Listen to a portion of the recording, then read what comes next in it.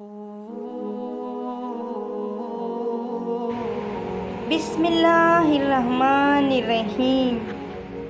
ایک دفعہ حضرت سلیمان علیہ السلام نے چیونٹی سے پوچھا، تمہاری سال بھر کی خوراک کیا؟ چیونٹی نے جواب دیا، فقط 2 دانے۔ تو آپ رضی اللہ تعالیٰ عنہ نے اس کے پاس 2 دانے رکھ کر اس کا بل بند کر دیا۔ سال کے بعد دیکھا تو چیونٹی نے 1 دانہ کھا لیا تھا اور 1 دانہ بچا کر رکھا تھا۔ آپ رضی اللہ تعالیٰ عنہ نے چیونٹی سے پوچھا، 1 دانہ کیوں بچا کر رکھا؟